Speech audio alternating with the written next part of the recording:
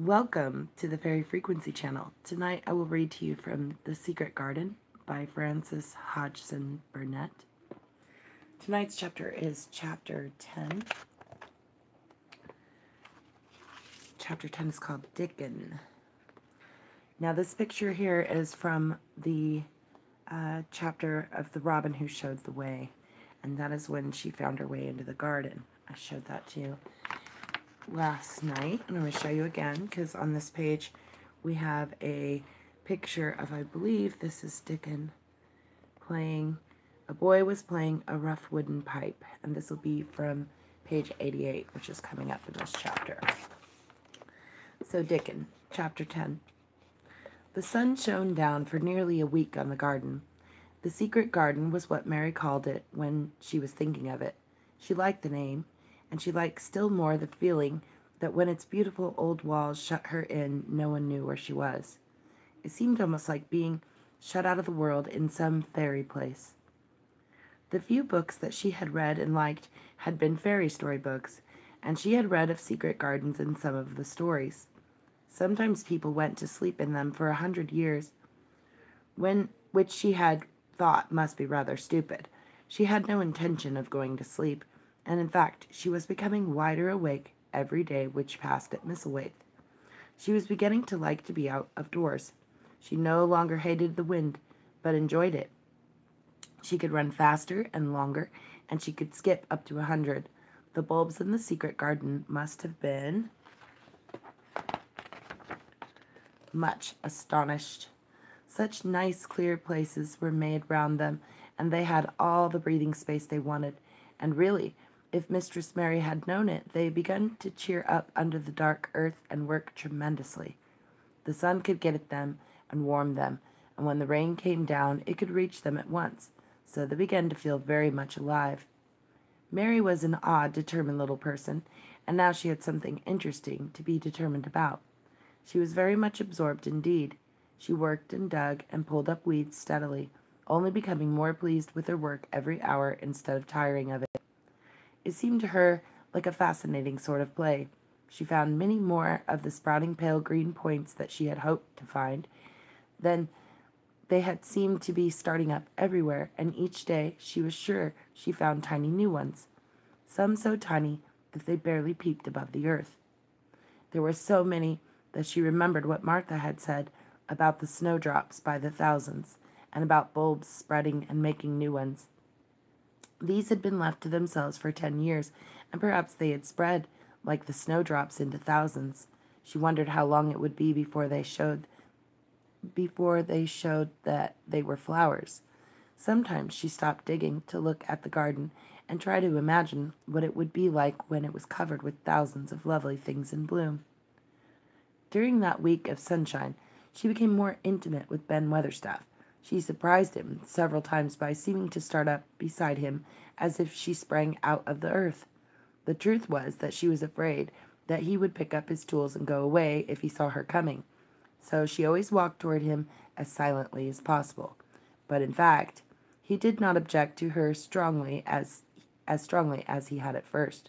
Perhaps he was secretly rather flattered by her evident desire for his elderly company.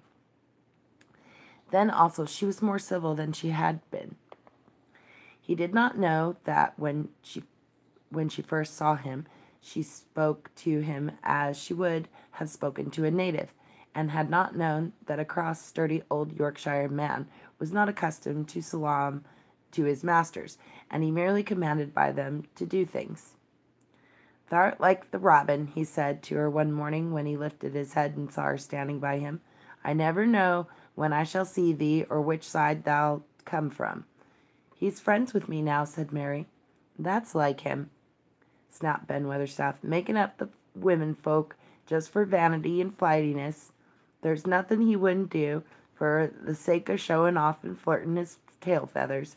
He's as full of pride as an egg's full of meat." He very seldom talked much, and sometimes did not even answer Mary's questions except by a grunt, but this morning he said more than usual. He stood up and rested one hobnailed boot on the top of his spade while he looked her over. "How long hast that been there?" he jerked out. I think it's about a month, she answered.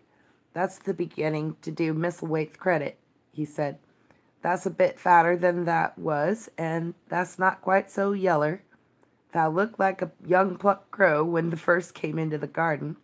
Thinks I to myself I never set eyes on a uglier, sourer-faced young'un. Mary was not vain, and she had never thought much of her looks. She was not greatly disturbed. I know I'm fatter, she said. My stockings are getting tighter. They used to make wrinkles. There's the robin, Ben Weatherstaff. There indeed was the robin, and she thought he looked nicer than ever. His red waistcoat was glossy as satin, and he flirted his wings and tail and tilted his head and hopped about with all sorts of lively graces. He seemed determined to make Ben Weatherstaff admire him. But Ben was sarcastic. There thou'rt, he said. Thou can put up with me for a bit sometimes when thou's got no one better. Thou's been reddening up thy waistcoat and polishing thy feathers this 2 weeks. I know what thou's up to. Thou's courting some bold young madam somewhere, telling thy lies to her about being the finest cock robin on Misselmoor, and ready to fight all the rest of 'em. Oh, look at him, exclaimed Mary. The robin was evidently in a fascinating, bold mood. He hopped closer and closer, and looked at Ben Weatherstaff more and more engagingly. He flew on to the nearest currant bush, and tilted his head and sang a little song right at him. Thou thinkst thou'll get over me by doing that, said Ben, wrinkling his face up in such a way that Mary felt sure he was trying not to look pleased.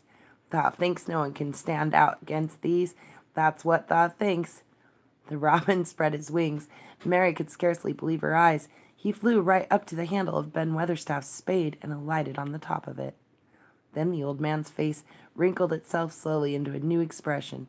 He stood still as if he were afraid to breathe, as if he would not have stirred for the world, lest his robin should start away. He spoke quite in a whisper. Well, I'm danged, he said as softly as if he were saying something quite different. Thou does not know how to get a chap, thou does. That's fair unearthly, thou so knowin'. And he stood without stirring, almost without drawing his breath, until the robin gave another flirt to his wings and flew away. Then he stood looking at the handle of the spade as if there might be magic in it, and then he began to dig again and said nothing for several minutes. But because he kept breaking into a slow grin now and then, Mary was not afraid to talk to him. Have you a garden of your own? She asked. No, I'm a bachelder, and lodge with Martin at the gate. If you had one, said Mary, what would you plant? Cabbages and taters and onions. But if you wanted to make a flower garden, persisted Mary, what would you plant? Bulbs and sweet-smelling things, but mostly roses. Mary's face lighted up. Do you like roses? She said. Ben Weatherstaff rooted up a weed and threw it aside before he answered. Well, yes, I do. I was learned that by a young lady I was gardener to. She had a lot in a place she was fond of, and she loved 'em like they were her children, or robins. I've seen her bend over and kiss 'em. He dragged out another weed and scowled at it. That's were as much as 10 years ago. Where is she now? Asked Mary, much interested. Heaven, he answered, and drove his spade deep into the soil, according to what Parsons says. What happened to the roses? Mary asked again, more interested than ever. They was left to themselves. Mary was becoming quite excited. Did they quite die? Do roses quite die when they are left to themselves? She ventured. Well, I'd got to like 'em, and I liked her, and she liked 'em, Ben Weatherstaff admitted reluctantly. Once or twice a year I'd go and work at 'em a bit, prune 'em and dig about the roots. They run wild, but they was in rich soil, so some of 'em lived. When they have no leaves, and they look gray and brown and dry, how can you tell whether they are dead or alive? Inquired Mary. Wait till the spring gets at 'em. Wait till the sun shines on the rain, and the rain falls on the sunshine, and then that'll find out. How? How? Cried Mary, forgetting to be careful. Look along the twigs and branches, and if thou see a bit of brown lump swelling here and there, watch it after the warm rain, and see what happens. He stopped suddenly and looked curiously at her eager face. Why does thou care so much about roses and such all of a sudden?" he demanded. Mistress Mary felt her face grow red. She was almost afraid to answer. I I want to play that I have a garden of my own," she stammered.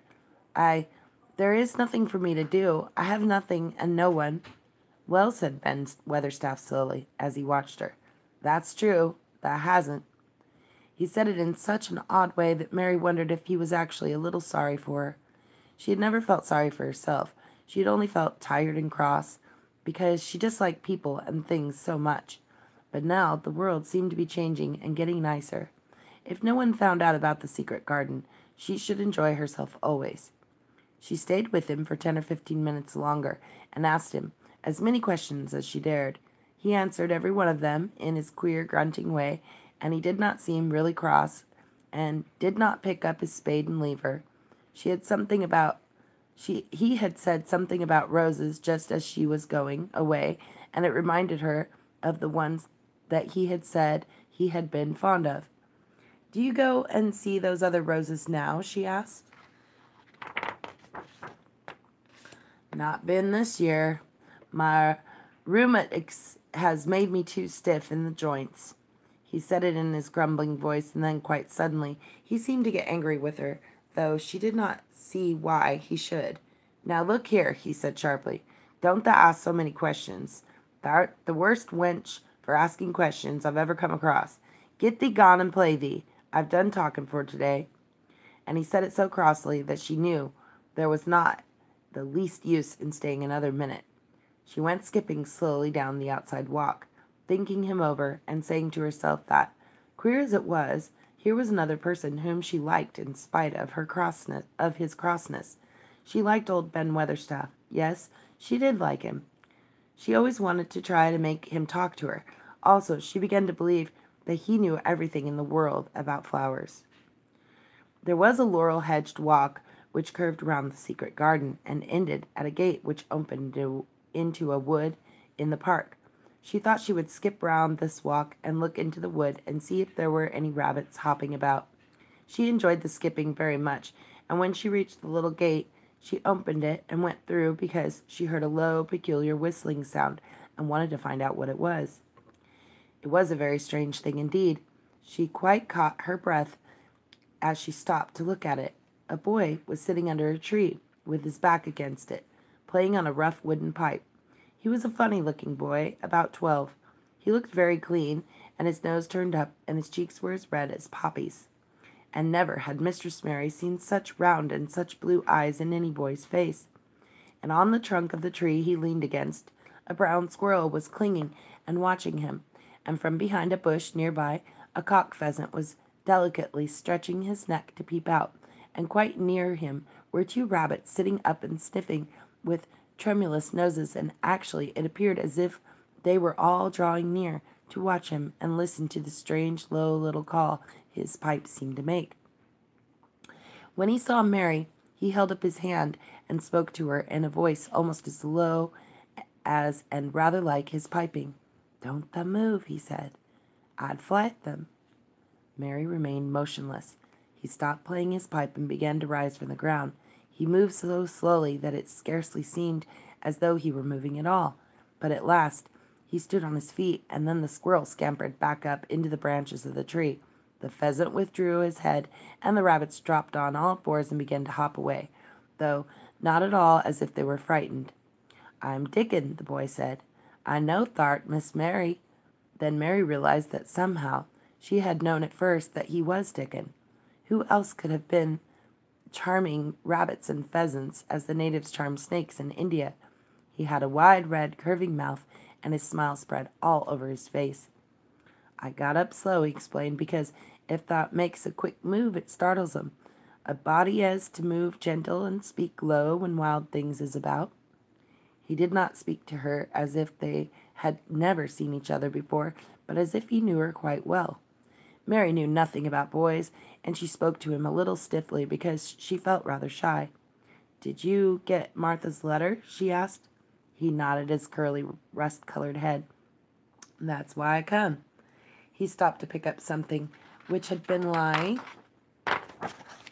on the ground beside him when he piped. I've got the garden tools. There's a little spade and rake and a fork and hoe. They're good uns. There's a trowel, too, and that woman in the shop threw in a packet of white poppies and one of blue larkspur when I bought the other seeds. Will you show the seeds to me? Mary said. She wished she could talk as he did. His speech was so quick and easy. It sounded as if he liked her, and she was not the least afraid she would not like him. Though he was only a common moor boy, in patched clothes, and with a funny face and a rough, rusty red head. As she came closer to him, she noticed that there was a clean, fresh scent of heather and grass and leaves about him, almost as if he were made of them. She liked it very much, and when she looked into his funny face, with red cheeks and round blue eyes, she forgot that she had felt shy. Let us sit down on this log and look at them, she said. They sat down, and he took a clumsy little brown paper package out of his coat pocket. He untied the string, and inside there were ever so many neater and smaller packages, with a picture of a flower on each one. There's a lot of mignonette and poppies, he said. Mignonette's the sweetest smelling thing as grows, and it'll come wherever you cast it, same as poppies will. Them as'll come up as bloom if you just whistle to 'em. Them's the nicest of all. He stopped and turned his head quickly, his poppy-cheeked face lighting up. Where's that robin as it is calling us? He said. The chirp came from a thick holly bush, bright with scarlet berries, and Mary thought she knew whose it was. Is it really calling us? She asked. Said Dickon, as if it was the most natural thing in the world. He's calling someone he's friends with. That's same as saying, here I am, look at me, I want a bit of chat. There he is in the bush. Whose is he? He's Ben Weatherstaff's, but I think he knows me a little, answered Mary. He knows thee, said Dickon in his low voice again, and he likes thee. He took thee on. He'll tell me all about thee in a minute. He moved quite close to the bush with a slow movement Mary had noticed before, and then he made a sound almost like the robin's own twitter. The robin listened a few seconds intently, and then answered quite as if he were replying to a question. He's a friend of yours, chuckled Dickon. Do you think he is? Cried Mary eagerly. She did so want to know. Do you think he really likes me? He wouldn't come near thee if he didn't, answered Dickon. Birds is rare choosers, and a robin can flout a body worse than a man. See, he's making up to thee now. Cannot that see a chap, he's saying? And it really seemed as if it must be true. He so sidled and twittered and tilted as he hopped on his bush. Do you understand everything birds say? Said Mary. Dickon's grin spread until he seemed all wide, red, curving mouth, and he rubbed his rough head. I think I do, and they think I do, he said.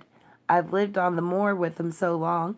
I've watched 'em break shell and come out and fledge and learn to fly and begin to sing till I think I'm one of 'em. Sometimes I think perhaps I'm a bird or a fox or a rabbit or a squirrel or even a beetle, and I don't know it. He laughed and came back to the log and began to talk about the flower seeds again. He told her what they looked like when they were flowers. He told her how to plant them and watch them and feed and water them. See here, he said suddenly, turning round to look at her. I'll plant them for thee myself. Where is the garden? Mary's thin hands clutched each other as they lay on her lap. She did not know what to say, so for a whole minute she said nothing. She had never thought of this. She felt miserable, and she felt as if she went red and then pale. Thou's got a bit of garden, hasn't thou? Dickon said. It was true that she had turned red and then pale. Dickon saw her do it, and as she still said nothing, he began to be puzzled. Wouldn't they give thee a bit? He answered. Hasn't thou got any yet? She held her hands tighter and turned her eyes towards him. I don't know anything about boys, she said slowly. Could you keep a secret if I told you one? It's a great secret. I don't know what I should do if anyone found it out. I believe I should die. She said the last sentence quite fiercely. Dickon looked more puzzled than ever, and even rubbed his hand over his rough head again, but he answered quite good-humoredly. I'm keeping secrets all the time, he said. If I couldn't keep secrets from the other lads, Secrets about foxes, cubs, and birds' nests, and wild things' holes. There'd be not a safe on the moor. I can keep secrets. Mistress Mary did not mean to put out her hand and clutch his sleeve, but she did it. I've stolen a garden, she said very fast. It isn't mine. It isn't anybody's. Nobody wants it. Nobody cares for it. Nobody ever goes into it. Perhaps everything is dead in it already. I don't know. She began to feel hot and as contrary as she had ever felt in her life. I don't care. I don't care. Nobody has any right to take it from me when I care about it, and they don't. They're letting it die, all shut in by itself, she ended passionately, and she threw her arms over her face and burst into crying. Poor little Mistress Mary. Dickon's curious blue eyes grew rounder and rounder. He said, drawing his exclamation out slowly, and the way he did it meant both wonder and sympathy. I've nothing to do, said Mary. Nothing belongs to me. I found it myself, and I got into it myself. I was only just like the robin, and they wouldn't take it from the robin. Where is it? Asked Dickon in a dropped voice. Mistress Mary got up from the log at once. She knew she felt contrary again and obstinate, and she did not care at all. She was imperious and Indian, and at the same time hot and sorrowful. Come with me, and I'll show you, she said. She led him round the laurel path to the walk where the ivy grew so thickly. Dickon followed her with a queer, almost pitying look on his face. He felt as if he were being led to look at some strange bird's nest and must move slowly. When she stepped to the wall and lifted the hanging ivy, he started. There was a door, and Mary pushed it slowly open, and they passed in together. And then Mary stood and waved her hand round defiantly. It's this, she said. It's a secret garden, and I'm the only one in the world who wants it to be alive. Dickon looked round and round about it, and round again. He almost whispered. It is a queer, pretty place. It's like as if a body was in a dream. And that is the end of chapter 10, Dickon. So if you've missed any of the previous chapters of this wonderful classic book, you can find them in our original playlist titled The Secret Garden. I want to thank you all for coming tonight. I wish you all a very beautiful evening. Sweet dreams, everyone.